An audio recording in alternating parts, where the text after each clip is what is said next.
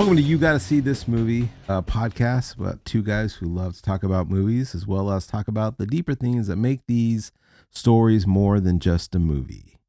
I'm Michael, and always there is Jim. How's your week going? Good. Really good. Just wrapped up 4th of July. Yeah. What was your big 4th of July movie? Jaws.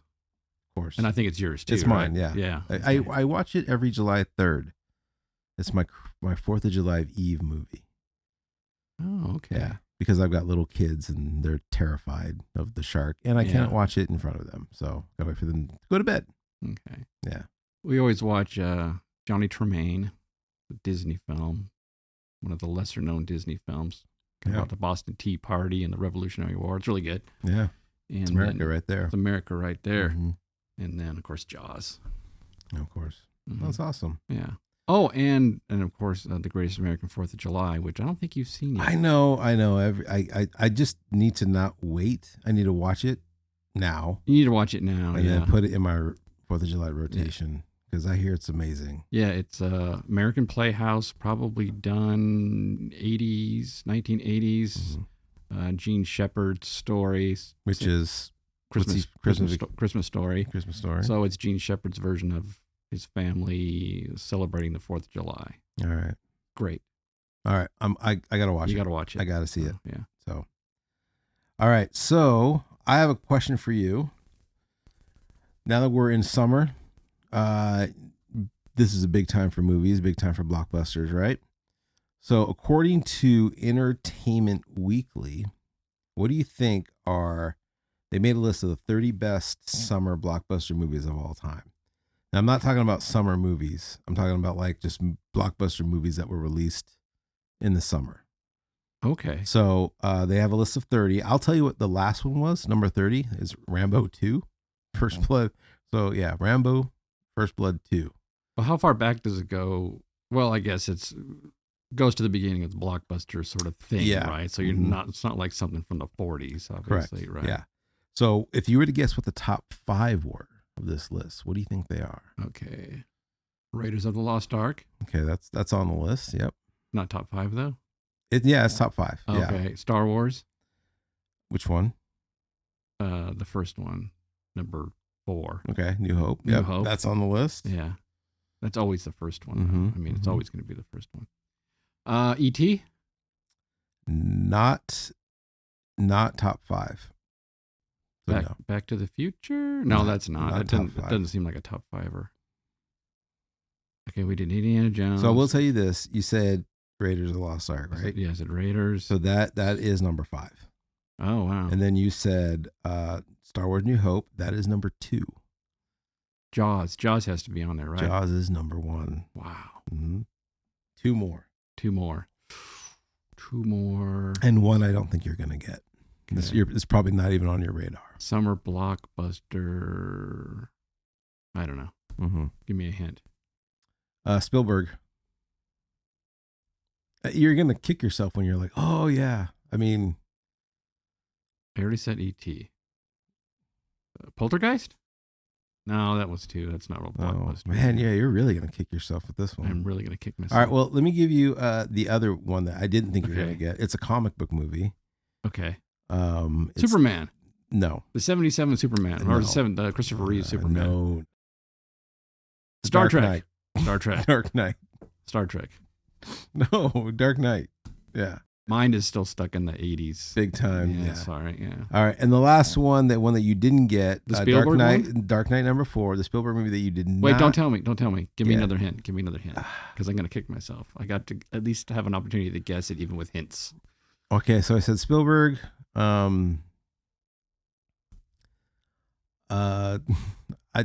Goonies. Close? Am I close? No, you're not. Oh, wait, hang on. No. Robots. Does it have robots? Let me give you a hint. Does it have Spielberg robots? directed it. And he directed the sequel because he had so much fun making the first one. Jurassic Park. Oh, that's right. Jurassic Park, number 3. Yeah, okay. Yeah. That was my big summer movie. Man, like when that movie came out. You could have said like monsters or something, or like lizards, then I would have got it. Spielberg? Should have been enough. I don't know. I don't think I make the connection. Let me see the DVD. Let me see the thing. The VHS. Yeah, I guess it is Steven So when Spielberg, I think, right? yeah, when I think Jurassic Park, I don't think Steven Spielberg for when some I reason. think of summer blockbusters, I think this movie. This was the movie that I can remember, like, you know, the heat of the day, walking into the Cinemaplex, smelling the popcorn, and you're about to sit down and watch Jurassic Park. So I'm feeling the air conditioning of the movie. Yeah, so totally. All right. When I think summer blockbuster, I immediately go to Star Wars. I go to Jaws, and Raiders of the Lost Ark. That's yeah. That's awesome. Yeah. Cool. All right. Well, let's get in today's movie. So, Jim, what is the movie that we gotta see? The Iron Giant. Iron Giant. Is this the first animated movie we've done? I think it is. It is. It's our first one. Wow. Probably not our last, but probably not our last.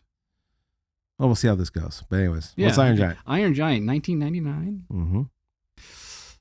The synopsis: a young boy befriends a giant robot from outer space that a paranoid government agent wants to destroy. Mm-hmm. Kent Mansley. Mansley. All right. So if we were to just summarize this thing in a nutshell, Iron Giant, I mean, it's basically E.T. meets Superman. Boy in the 50s. E.T. meets Superman. I mean, you know, kind of. Okay, I'll go with it. Yeah. Boy in the 50s. We're in the atomic age. We're in the Cold War age, and you know, this giant robot comes from space, lands, or crashes. He doesn't land.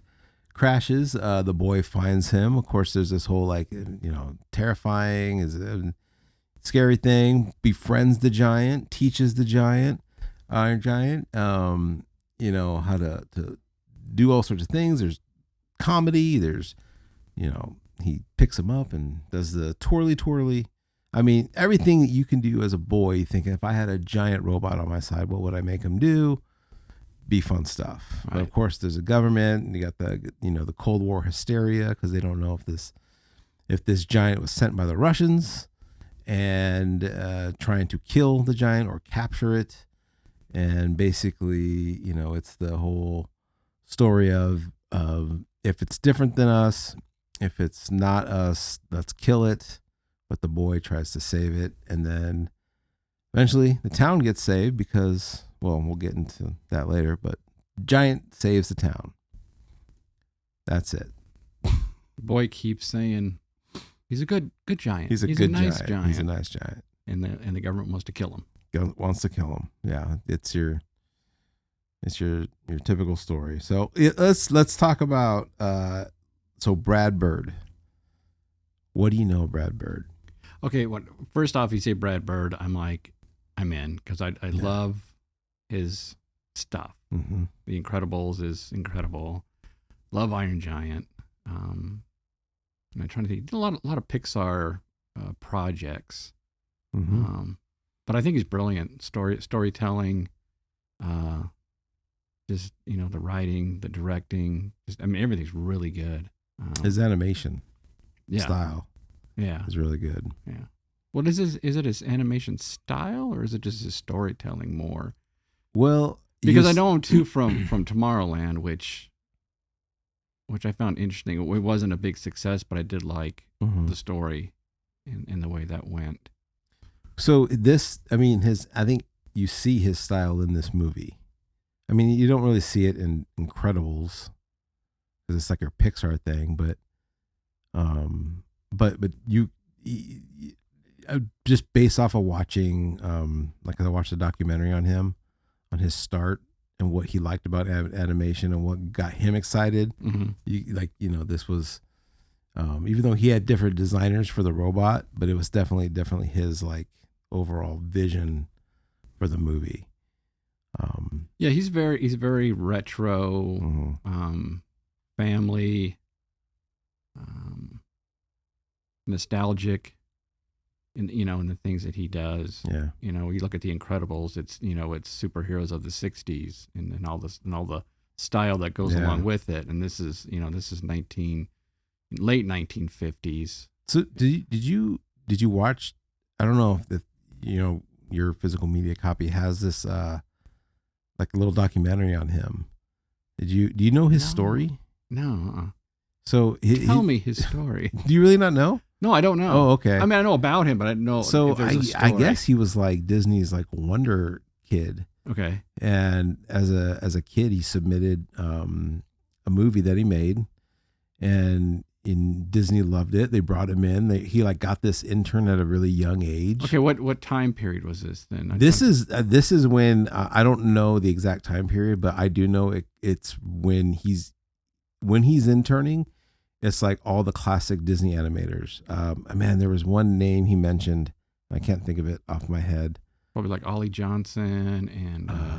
But it was the big ones. It was like the big ones that did Jungle Book. Yeah. You know, all his classic guys, the heroes.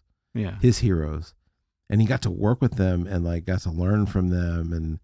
And there was one guy that was just like a real, and I forgot the name. McCall. Yeah. He was kind of like a tough guy to work with, but he said he thrived in it. He loved it. He loved working with him. And, but yeah, so he's got like this like Disney backing, goes to Cal Arts, with all that, Disney backing and scholarship money. Yeah. And he was there with like Tim Burton. Yeah. Trying to think of some of the other people that were there. Yeah. Big names. All these big names and legends now. Yeah. But then when he goes back to work for Disney, all those guys retired. And now he's working with all these like second-rate animators that just, they're pretty much putting out crap. There's like a period of where like there were just crap Disney movies, animated movies and he just basically got fired from his job because he was still the old school way, and all these new animators were like trying to do new things. So was it the animation time period when they were doing like 101 Dalmatians and like the Rescuers? Because I know they kind of switched the way they did things, where it was they did like a Xerox process where they were like a lot of the line the when they do the cell animation that was really scratchy and very sketchy, and they kind of figured they can run off the cells as more of a Xerox, like on a transparency, and then go back and color them in. It has a different style to it, but it's different. And I know one of the things he learned from McCall, from that guy, was like, don't ever trace. Let your animation be your animation. And that, he said, that always stuck with him. But I just think about like how cool that be to learn from your heroes. Yeah. Go to school, know that you're going to come back and work with your heroes, and then all of a sudden they're gone. They're retired. Yeah. And you got all these like, second-rate guys telling you what to do. Yeah. And yeah, eventually he got let go, fired, didn't know what he was going to do with his life, and then that's when Iron Giant kind of came into his life. He started that process. I mean, I think he went to work for The Simpsons after that, but just it's a fascinating story, really cool story. So Iron Giant's Warner Brothers, so obviously he went and got connected with them to do this movie. Yeah, but yeah, I dig him. To me, I think he made the second best Mission Impossible movie.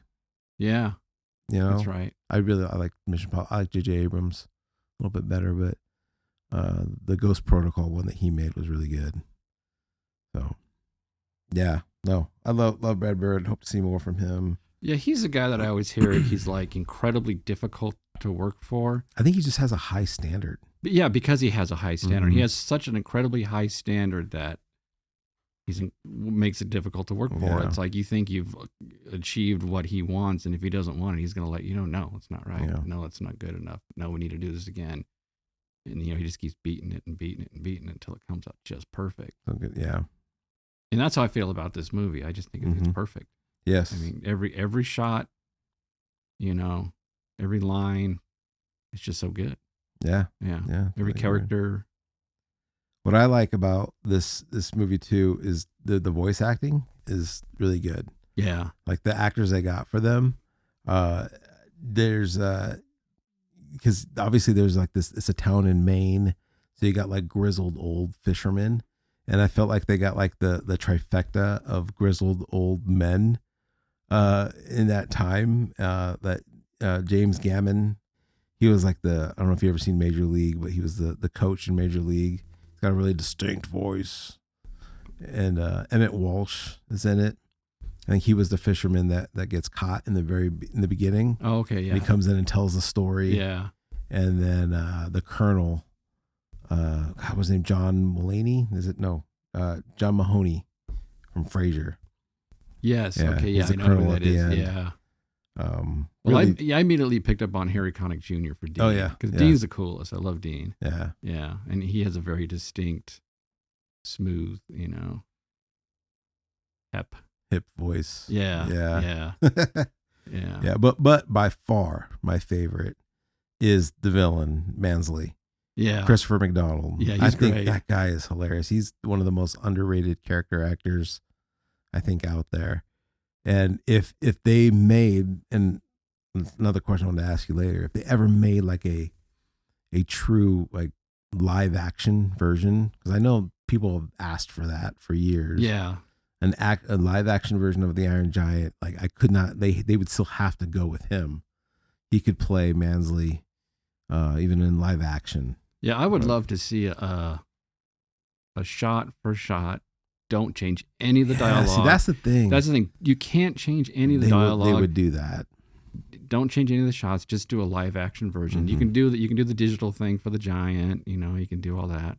And I was watching it. And I think the only scene that you would actually have to change is when the giant jumps in the pool in the lake, and Dean in his chair gets lifted up and floats into the middle of the street, which is hilarious and it's perfect. And it works great for an animated film, but it's cartoony. It's a cartoony. Yeah. Yeah. And I think that's the only scene. Everything else you can do straight. You go straight, shot for shot. Shot for shot, Yeah. line for line, and you'd be good to go. Yeah. If I had stupid money, I'd pay to have that done. Someday we might have stupid money. But then who would you get to play? Well, you get I'd get like the boy. you can't get the boy because he's probably He's like a man now. He's a man now, right? Oh, you just get some random boy. Vin Diesel would still have to do the voice, which I thought was weird because how much of that was really him? It was just so, digitally modified. Yeah. Yeah. But yeah, who would play Dean? I don't know. Is Harry Connick Jr. still around?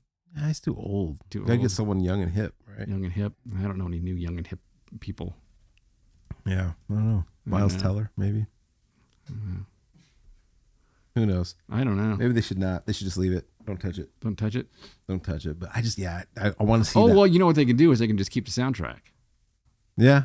And then people can lip sync their parts. That's true. To the I just want to see a live action, that robot going through the town. Yeah. Because that's another thing about this film that I love so much is that the shots, it's an animation, obviously, and you're not setting up a camera, but yet it's still so cinematically perfect. Yeah, and I think that's Brad Bird, and he really dials in each shot, each camera angle, what you're going to see, and it's just everything looks so good. It's like I say you're going to go live action with it. Well, the thing with animation is that you can design the shot, you can design the scene, you can make it look exactly like how you want to. You're not limited to locations and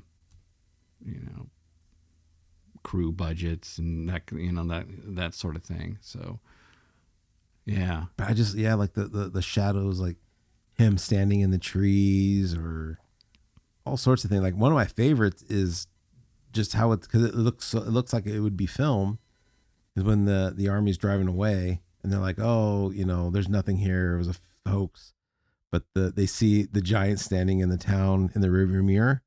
I thought that's just a cool shot. And they're like, oh no, there is something there. Like, wasn't there a minute ago? And the giant had so much weight to him. You felt his just the weight of when he's going through the scene and the ground shaking and the earth. Well, yeah. Do you think he was hollow? No, he was solid. You think he was solid? Yeah, when he sat down, it was just like boom when he hit the ground and everything shook. Yeah. The only thing that's kind of weird though is you see him towering over the trees, but yet he was able to fit in the barn. I know he was sitting down, but how big is a barn? 20 feet tall, 30 feet tall, and he was bigger than that. right? Cartoon magic, man. Yeah, that might be kind of tricky. Yeah, but all right. Well, what? I mean, is there any like specific scenes that you like, or what do you geek out about this movie about? Well, the one thing I like is that it's kind of like your classic 1950s sci-fi movie. They don't try to explain where he came from. Mhm. It's just he's here now. Okay. Yeah. And it's the story of the people and what happens while he's there. I mean, he's he's eating cars and metal and that sort of thing. They don't try to get any sort of scientific like I said, explanation as to Mhm. what's going on. So that's kind of cool. It seems like a lot of old 50s sci-fi movies. It was just like, there's a creature. Where'd he come from? I don't know, but he's causing trouble. He's Yeah. killing people or whatever. So that's one thing I like.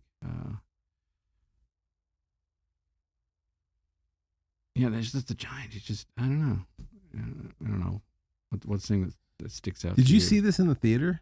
No, I don't think so. I didn't either, No, because I was 18 when this came out, so I was like, yeah. watching adult. I'm like, I can see rated R movies now, or I was watching Star Wars for like Phantom Menace for the 8th time. Yeah. And it just kind of completely flew by me. But I remember renting it. Actually, I don't remember renting. I remember a friend renting it and then kind of being forced to watch it, and then just thinking like, wow, this was This is amazing. really good. Yeah, I don't remember what. I'm sure it was a rental. Maybe it was a recommendation from Yeah. somebody. I don't know. But yeah, I bet, like you said, like just the whole 1950s, post-war hysteria. Yeah, and it was like in Sputnik. It yeah. opens with Sputnik. I think that's what grabbed me originally Yeah. when I first, saw this movie. And I didn't know anything about the movie, but knowing that it was in that time frame, I'm like, oh, okay, this is cool. This is interesting. And People are just starting to get like Mhm. interested in like space, yeah. other things out there. And I actually think I didn't start watching this from the beginning, because for the longest time I didn't know that the giant came from space. I thought he was just found. Oh, So yeah. so I think for a while I had no clue that he's actually from another planet. And Yeah. so that's why I said like Superman, because there's a lot of similarities with the giant and Superman. And obviously, he says the thing at the end, but coming from, the planet. Actually, Because question. they reference it like he is like Superman. Okay, so Yeah. I didn't know this, so I was reading up on this. But when you watch this, is there a scene where he has a nightmare? Where the giant has a nightmare? No. Okay, so the version I have, I guess I watched a different version.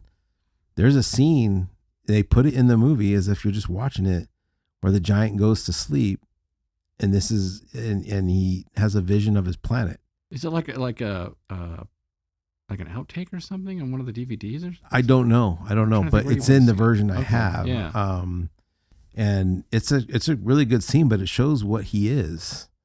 And he's having a nightmare, and he's just one of 1,000 robots, and there's giant war on this futuristic planet, and basically the planet gets destroyed. So Wow, he yeah, so that really would have changed how the movie played out, because I Yeah. think it's in the end when he turns into that weapon that mhm. that is what he really is. So that's what That was a big shocker. It was like, whoa. Yeah. So you don't, if you watch it that way, you don't see him as a weapon. You just see the robots marching, Oh, okay. and then you see the planet getting destroyed, and then you see him like going. So that's like Superman. Like he was part of a doomed planet already, gets sent to, Earth, has superpowers, and, has the government chasing him. So I'm like, wow, that's a lot like Superman.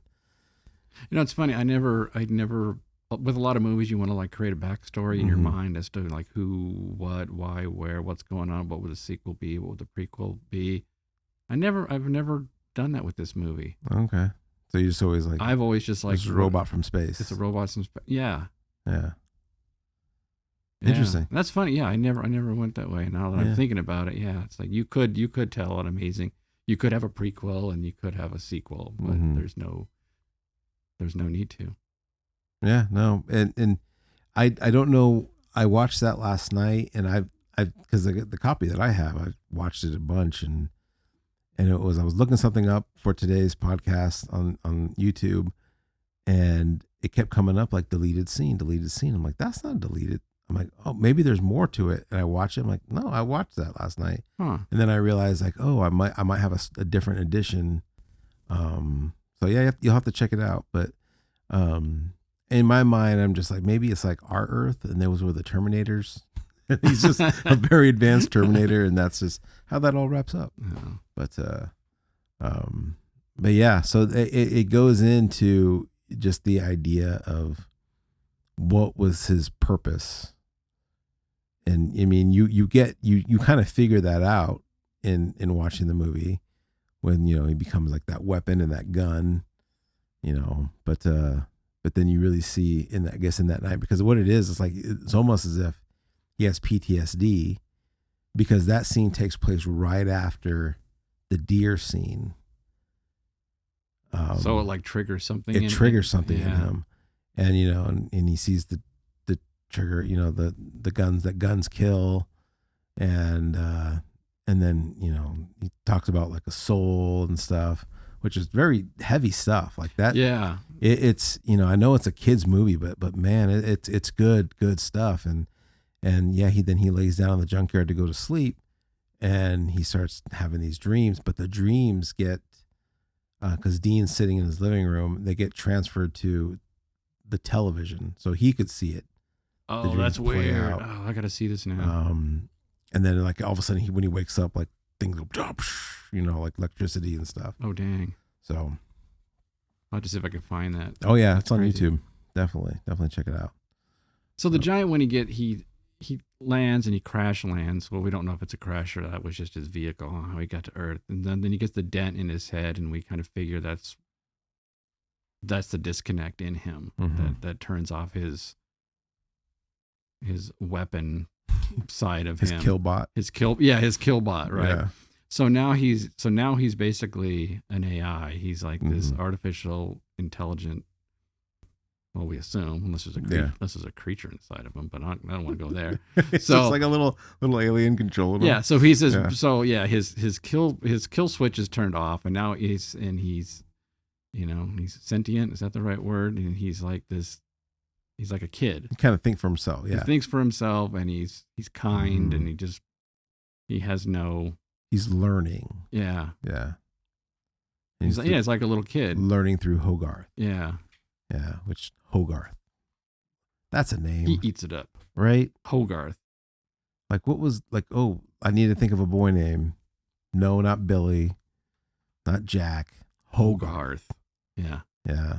He must have like an uncle or his cousin. Yeah, it's got to be something like that. He's paying homage to, but yeah. Yeah. So yeah, and I think that's really cool because now, and again, that's what I said. E.T. meets Superman. Because the same thing with E.T., he's learning the world through the eyes of the boy. And same thing with that robot, even though the boy wants to do all the fun stuff, he's still teaching him. I guess. E.T. Superman? Well, it's because it's not Earth. It's not an Earth thing. It's a thing from space. Extraterrestrial. And it's an extraterrestrial. Yeah. Any of the robots? And it's a boy that finds it and hides it from his mom. Yeah, okay. All right. And hides it from the world. Yeah. Yeah, because the scientists want to.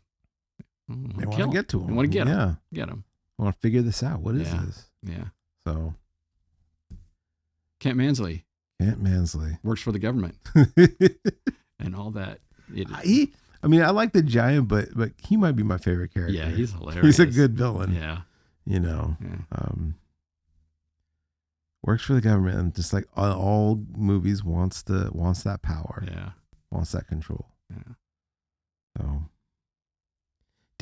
So let me ask you a question, because it goes into this whole idea of the unknown. And one thing I liked about this movie, and with a lot of movies, is that actually Hogarth tried telling people what he found, but no one believed him. Right. Tells his mom. She's like, right. Hogarth. So do you think like how, if your kids came to you with some fantastical thing, Are you quick to believe, or are you like, no, you know, like there's a giant robot in our backyard, Dad.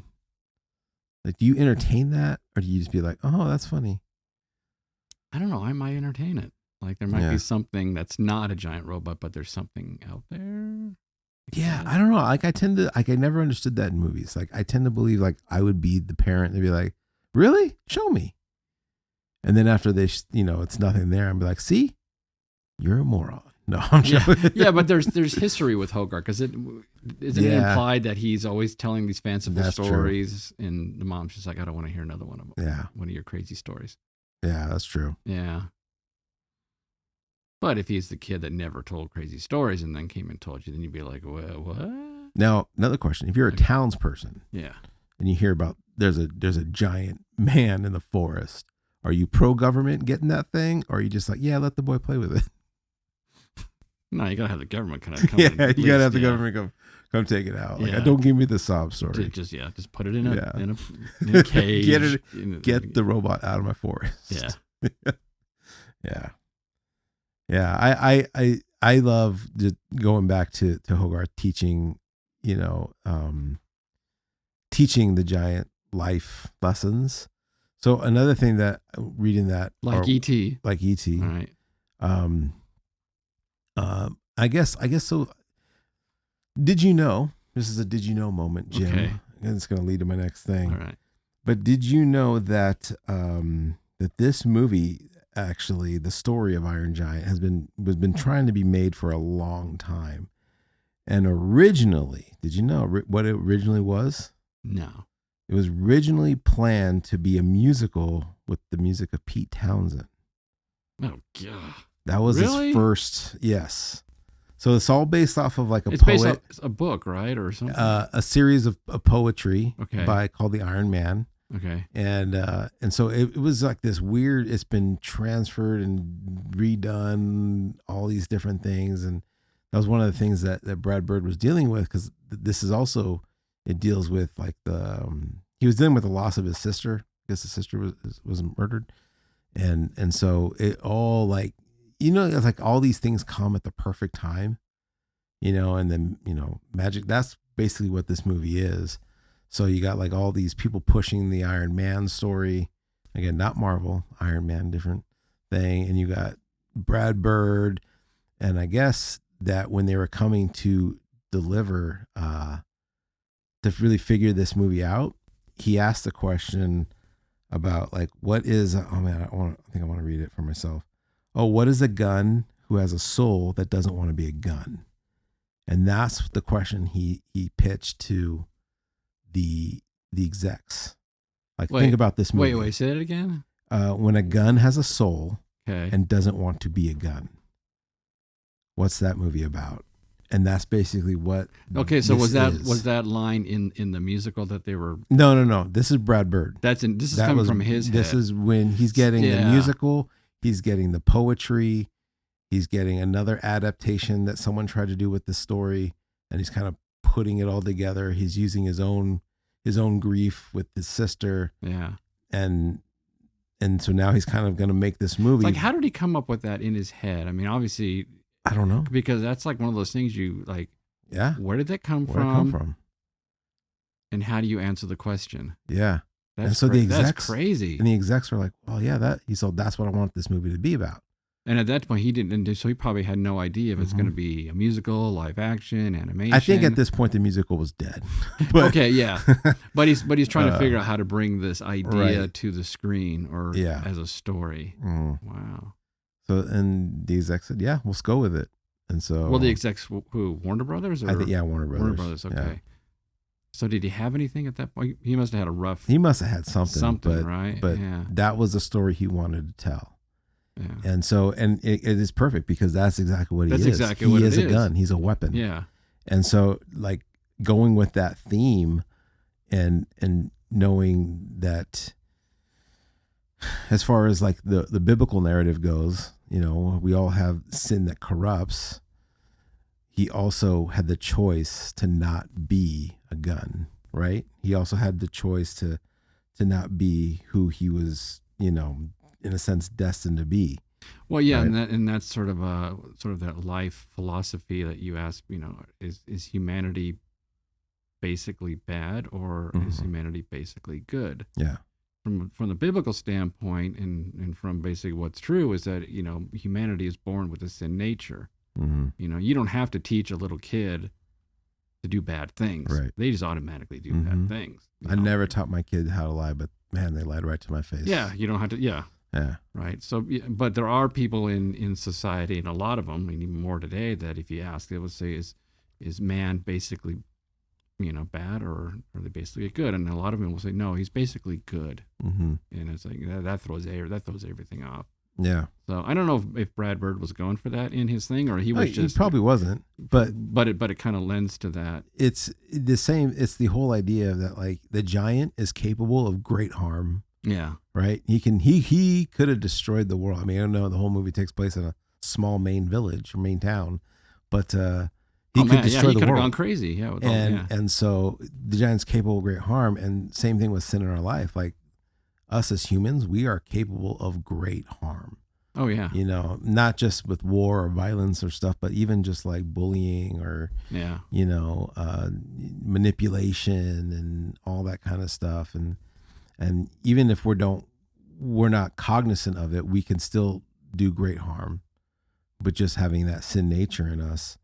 And you have that choice to be good or to be bad. It's almost as if the bad is easy, but choosing to be good is the choice, is hard. Yeah, that is the choice, and a lot of times it is, especially hard. in our world today. Yeah. And I love that because that's what the giant did. Yeah. He chose to be good. He chose to not be the gun. When Hogarth is talking about his schoolmates and how they Yes. make fun of him or bullying him or the problems that he's having in school, and Dean says, who cares what those guys think?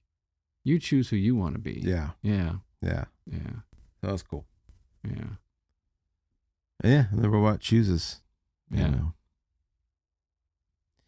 And so on the flip side, you got Mansley, right? Who is, just hell bent on catching this thing, on getting rid of it because he thinks it's Russian. Yeah.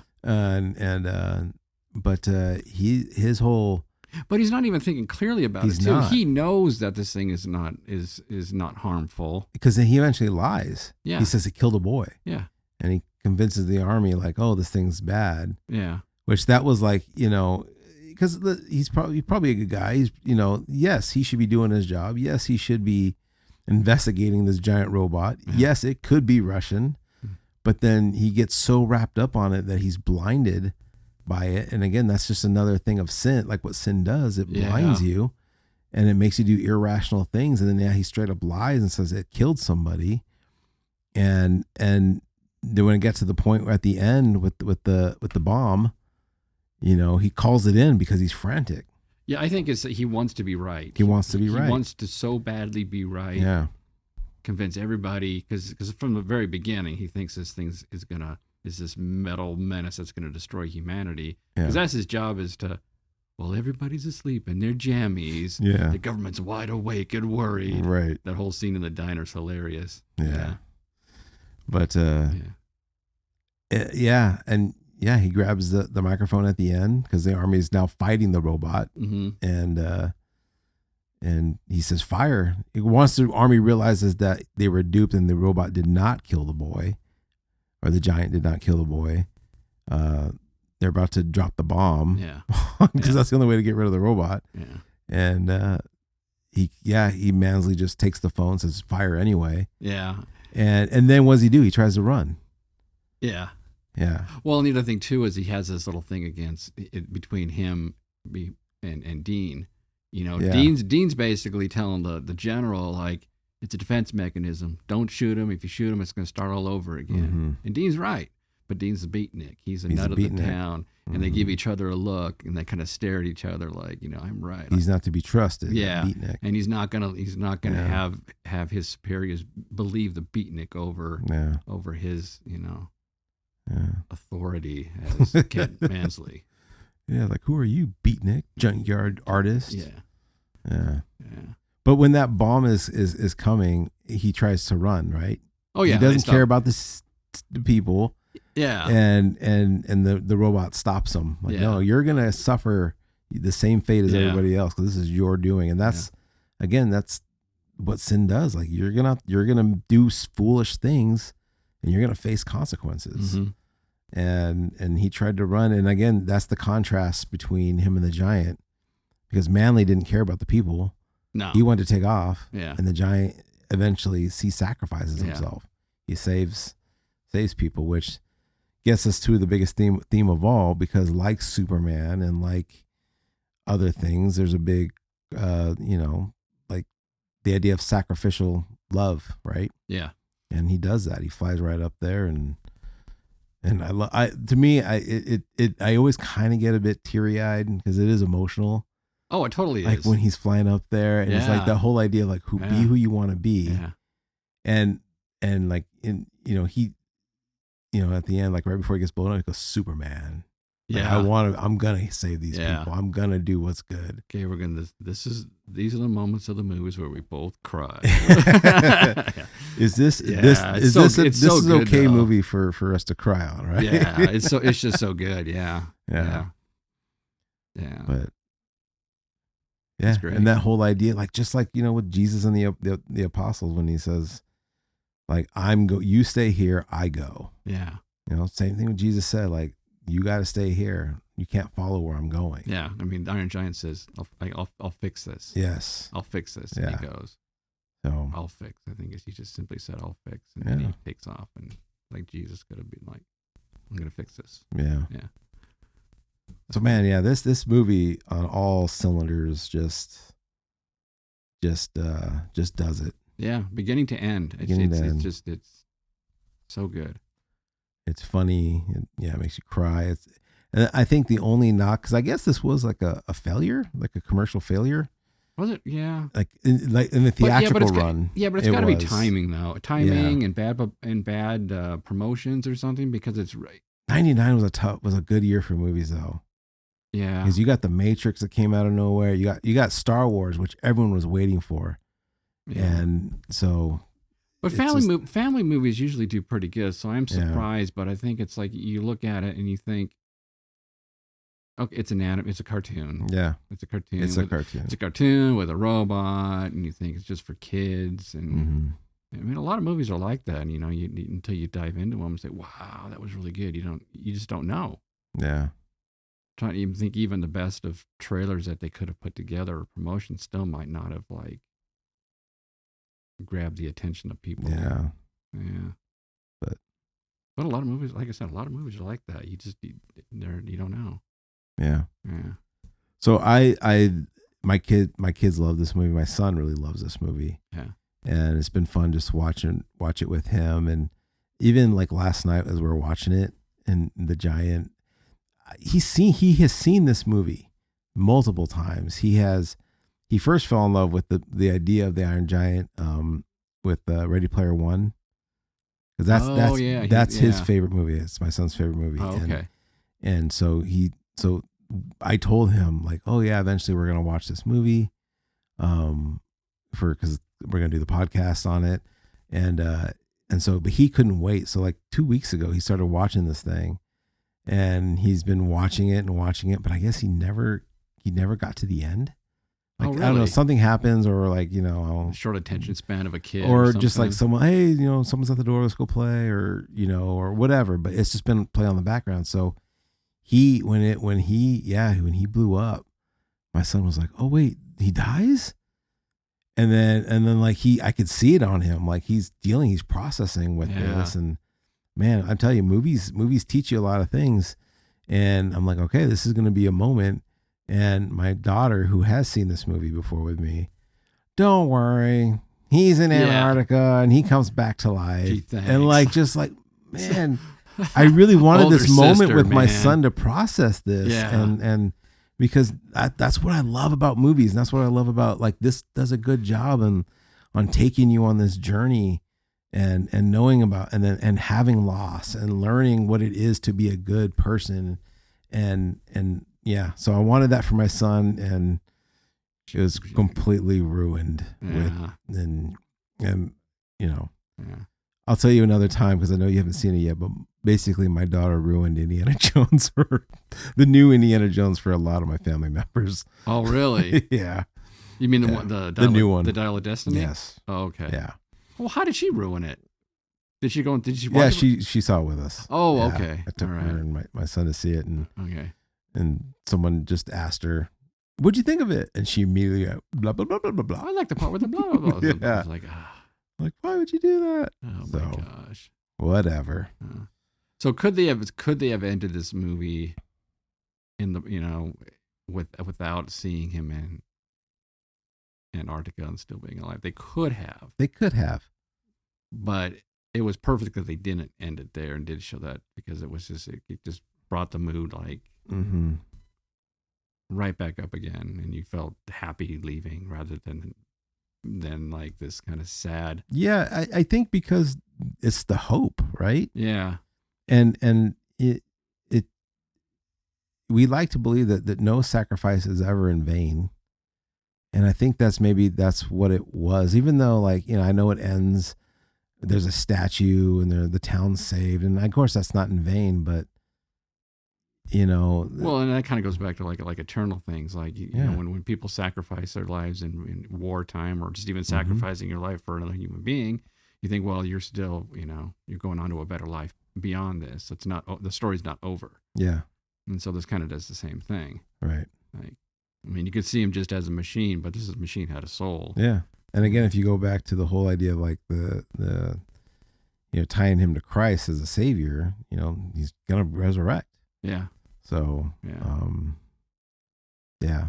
In Antarctica, I hope. I mean, obviously, it leaves it open for a sequel. Yeah, I don't want. I do think if they were going to make a sequel, it would have been done already. Yeah. But yeah, let's keep it. Yeah. Keep it at this. Yeah. I would like to see a live action version though. Yeah. Just because I think it would just be that's just something that much better. Yeah. Yeah.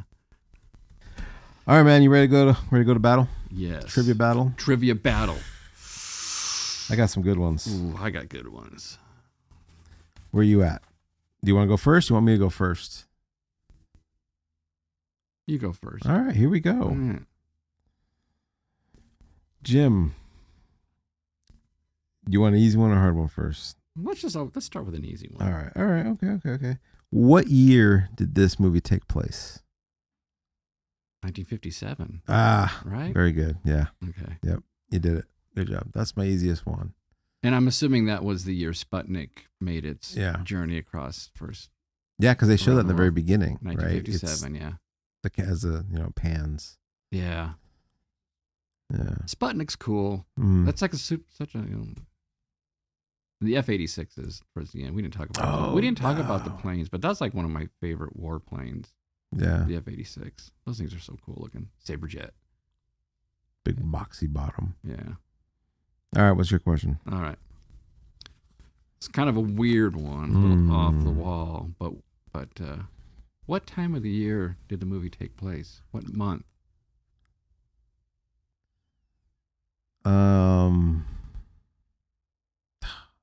I can't just say season. No, you can't say season. And that's why this is... So I got a 1 in 12 chance of getting this right?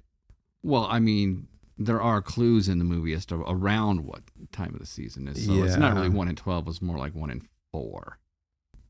All right. Right? If you're talking seasons, right? All right. I'm going to say it is August.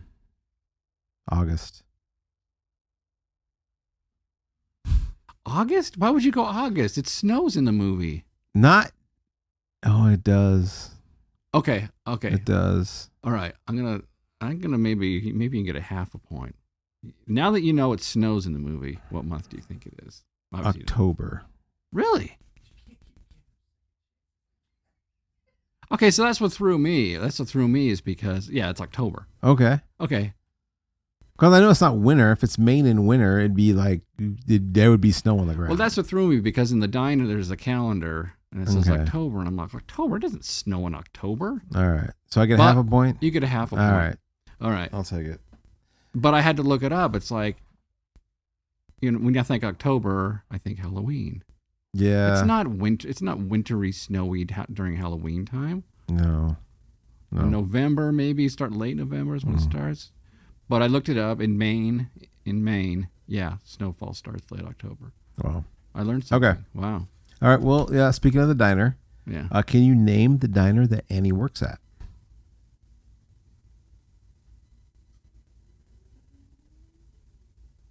Oh man, can I name the pharmacy instead? Eddie's Pharmacy. I mean, Because I don't remember what the diner was. It was what's the name of the pharmacy? Eddie's. Eddie's. That's what I thought. Did he own the diner too? No. Oh. All right. It's the Atomic Cafe. I don't know. All right. For half a point, I'll give you a second guess. All right, half a point. Because you were so kind to give me a second chance. Rockwell Cafe. No. Oh. It's a Chat and Chew Diner. I wouldn't know Yeah. that. Chat and Chew. Chat and Chew. Did it say that like on the sign, like above, like in big letters, or is it just like somewhere small on it? Yeah. Because I do remember it said diner, the big diner. Yeah. Chat It's and there. Chew. Chat and Chew. It's kind of a weird name. All right. My You're turn. up. All Yeah. right. Kent Mansley works for the government and all that it implies. He has pet names for Hogarth, such as Slugger, Chief, Buckaroo. Okay. Here are a few other names. You tell me which one isn't one of his pet names. Okay. You ready? Mm-hmm. All right. Scout, Champ, Tiger, Cowboy. Tiger. How can you know that? Because I remember. Okay. For a half a point, can you name? There's two other ones I did not mention. You said Champ. Yep. No. Sport. You did say Sport. I got Sport. Yeah. Yeah. Buddy and Ranger. Oh. I don't remember Ranger. So if you would put Ranger on that list, I might have said Ranger.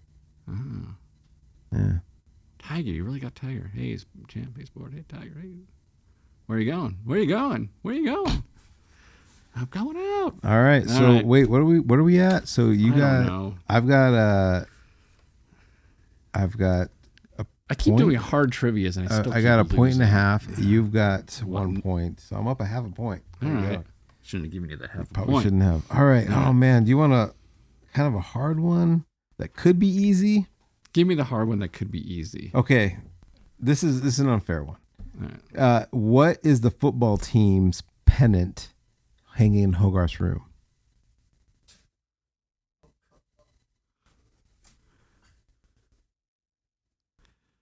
Okay, hang on. Let me think.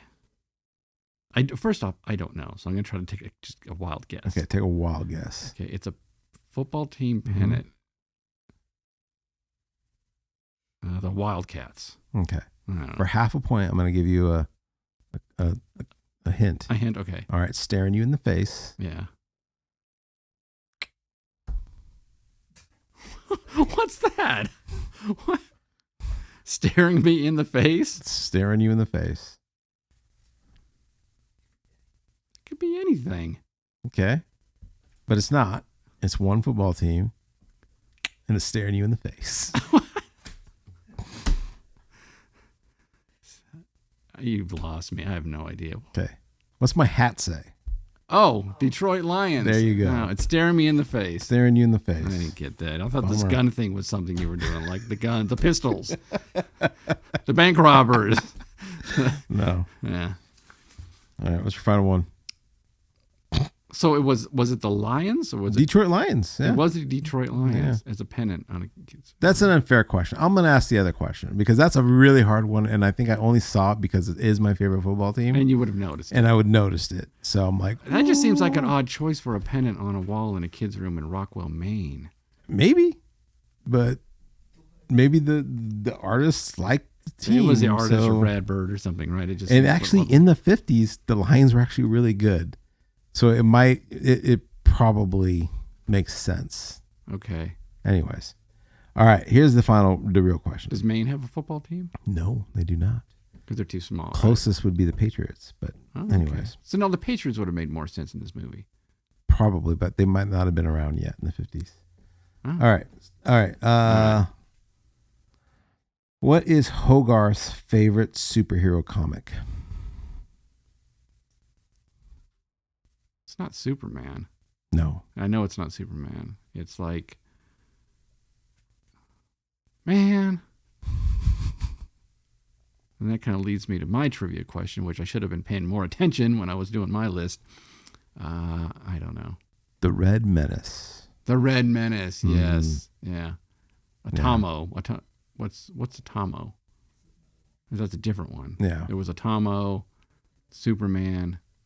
What was in the barn when he's showing him the magazines? What was the very first magazine that he showed him? That's your question to me. That's right my now? question. What was the first magazine he laid down? These are the magazines I've got. And then you know, show him the other magazines. It was, I have to tell you what the magazine is, or can I tell you what type of magazine it was? Well, it's a comic, but which one was it? It was the first one. The first one he lays down. I've got all these magazines. I've got, I don't know. Mad Magazine. Mad Magazine. Yeah. Which, well, was that around back then? I guess so. Yeah, I guess, yeah. 50s? Didn't seem like it was that old. I always thought it was kind of like a 70s thing. But I guess it was older than that, right? Yeah. Been around for a while. Did you ever get Mad Magazine? Oh, yeah. Oh, yeah. I think it was my aunt gave me a subscription, and somehow they screwed up, and every month I got 2. Oh, wow. That is a screw up. And I kept one in the sleeve, and then I read the other one. One in the sleeve I just put away.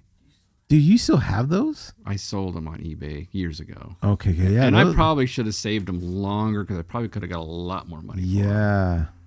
Because those go for big bucks. Yeah. I should have just hung on to them. But yeah, I just sold the whole box full. Well, I'm glad you sold them and didn't throw them away. Yeah, no, I did sell them. Yeah. Yeah. But yeah, all in the sleeve. I just left them in the sleeve, put them in a box. Cool. Yeah. All right, well, let's wrap this up. Jim, what are your final thoughts and where do you rank on this film? Final thoughts, amazing film. Great story. Love everything about it. All the characters, just awesome. You got to see it.